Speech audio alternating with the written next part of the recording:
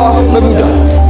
Kami, putra dan putri Indonesia, mengaku bertumpah darah yang satu, tanah air Indonesia.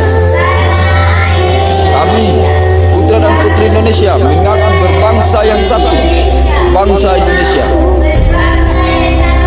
Kami, putra dan putri Indonesia, menjunjung bahasa persatuan, bahasa Indonesia.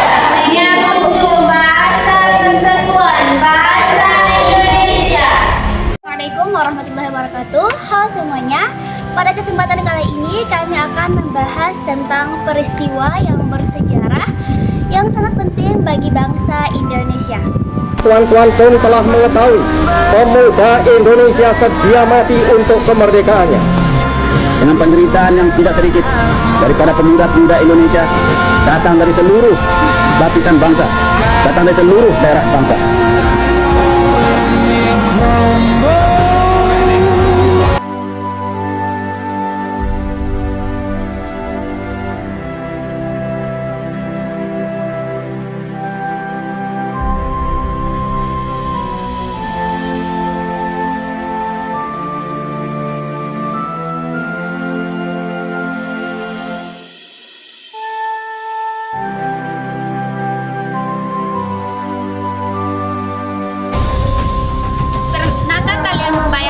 Bagaimana para pemuda Indonesia berjuang untuk menyatukan bangsa di tengah perbedaan suku, bahasa, dan budaya?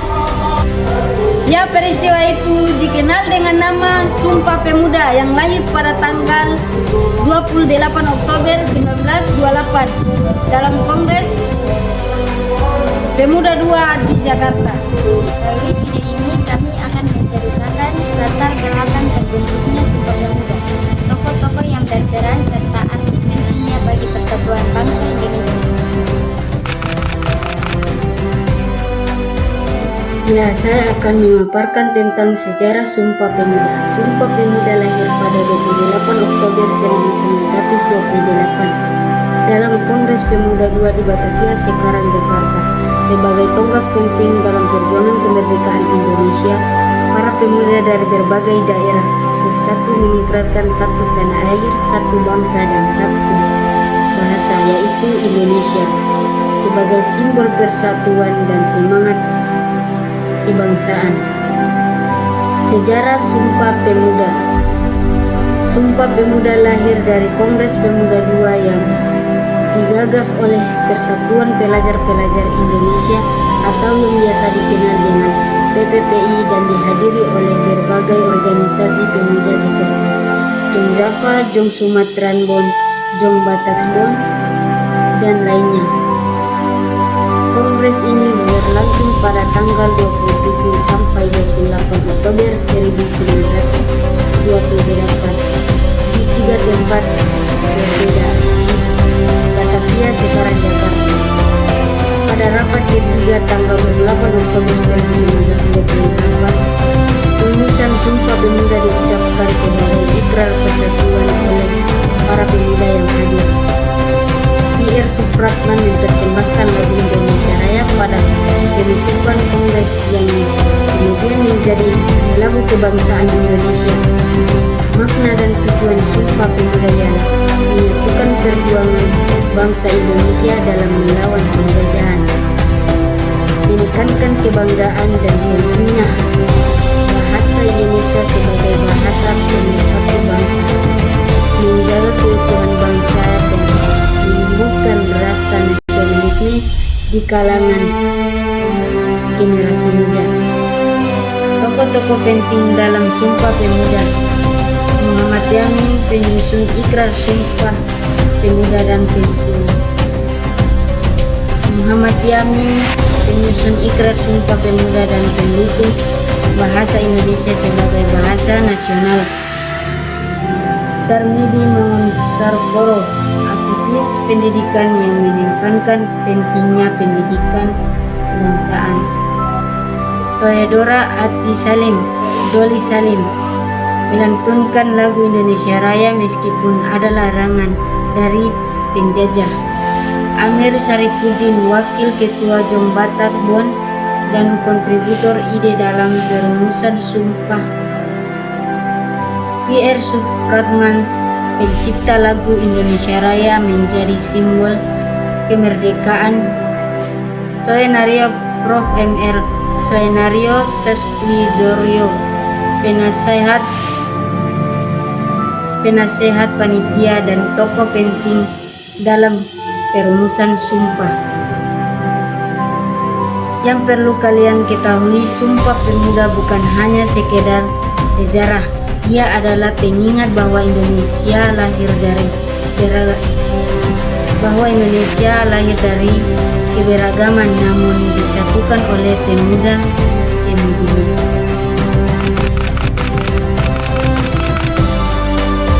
Identitas Sumpah Pemuda. 1. Tanah air. Maknanya seluruh pemuda Indonesia menyatakan kesatuan wilayah, yaitu 1. Tanah air Indonesia. 2. Satu bangsa. Maknanya meskipun berasal dari berbagai suku, ras, dan daerah, para pemuda mengakui bahwa mereka satu bangsa, bahasa Indonesia.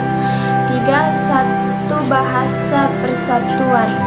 Maknanya bahasa Indonesia dipilih sebagai bahasa pemersatu antara berbagai kelompok etnis dan budaya di Nusantara. Baik, saya akan menjelaskan sejarah bahasa dalam Sumpah Pemuda. Jadi, sejarah bahasa dalam Sumpah Pemuda berawal dari bahasa Melayu yang berkembang di Nusantara sebagai bahasa perhubungan dan perdagangan, yang kemudian dipilih sebagai dasar bahasa persatuan pada Kongres Pemuda II tahun 1928 karena sifatnya yang fleksibel dan mudah diserap oleh berbagai suku bangsa. Setelah kita melihat berbagai peluang yang hadir di era digital, tentu tidak bisa kita pungkiri bahwa ada pula tantangan yang harus kita hadapi. Tantangan ini sangat penting untuk kita sadari agar kita bisa menggunakan teknologi secara bijak dan memberi manfaat, bukan sebaliknya. Berikut beberapa tantangan di era digital, khususnya bagi generasi muda maupun masyarakat umum. Yang pertama, informasi yang overload, informasi yang sangat cepat dan melimpah sehingga sangat sulit untuk membedakan mana yang valid dan hoax, dan juga kita juga membutuhkan kemampuan literasi digital untuk memilah informasi. Dan kedua, keamanan data dan privasi, risiko pencurian data pribadi, penipuan online hingga cyberbullying, dan juga banyak orang kurang waspada dalam menjaga jejak digitalnya. Ketiga, kecanduan teknologi, ketergantungan pada media sosial, game online, dan gadget bisa menurunkan produktivitas dan bisa mengurangi interaksi sosial langsung, dan juga bisa menimbulkan masalah kesehatan mental. Digital, tidak semua orang punya akses internet atau perangkat yang memadai, dan juga bisa mengakibatkan ketidaksetaraan dalam pekerjaan, pendidikan, dan peluang. Kelima, disrupsi dunia kerja. Banyak pekerjaan digantikan otomatisasi dan AI, dan juga butuh keterampilan baru, digital skills, critical thinking, and problem solving. Keenam, isu etika dan moral. Penyalahgunaan teknologi untuk kejahatan siber, plagiarisme, dan penyebaran konten negatif, dan menuntut kesadaran etika dalam bermedia digital. Mental dan sosial. Tekanan sosial dari media sosial, fear of missing out atau FOMO, beauty shaming, dan lain-lain bisa memicu stres, cemas, hingga depresi. Perubahan gaya hidup. Pola hidup serba instan bisa membuat orang malas berusaha dan juga mengurangi kebiasaan membaca buku.